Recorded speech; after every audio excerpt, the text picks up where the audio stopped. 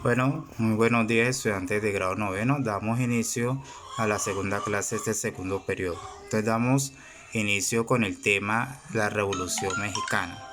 ¿Qué fue la Revolución Mexicana? La Revolución Mexicana se puede considerar como la mayor manifestación de inconformidad popular en América Latina en los primeros 50 años del siglo XX.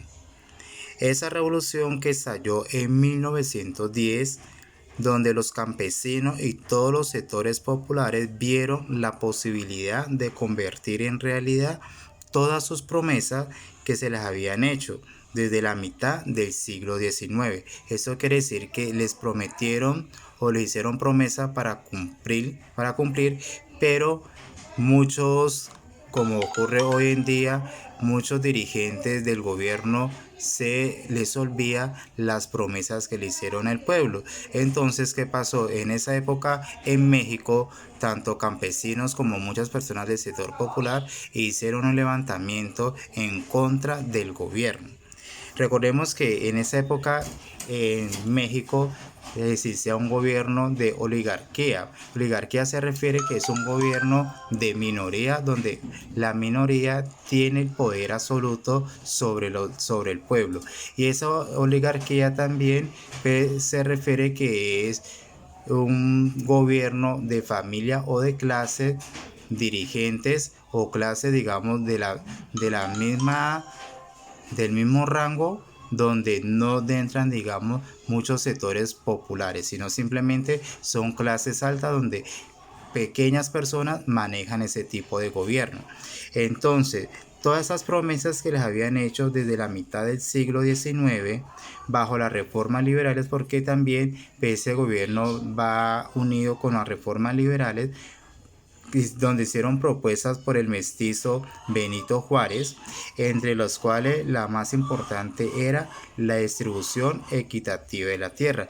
Pues les prometieron a muchos campesinos que iban a distribuir la tierra por partes iguales, pero eso fue algo falso.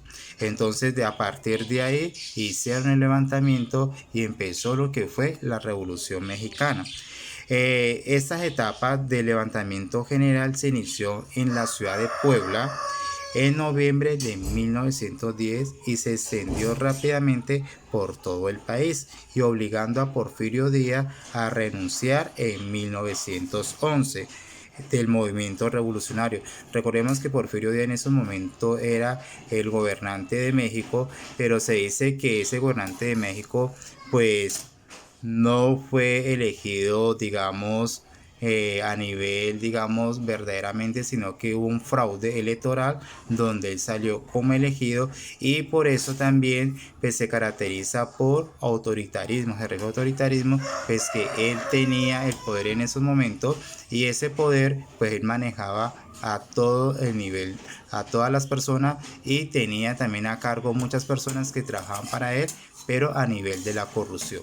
Entonces, ese video es el primer, digamos, como los primeros antecedentes que se dieron con la Revolución Mexicana.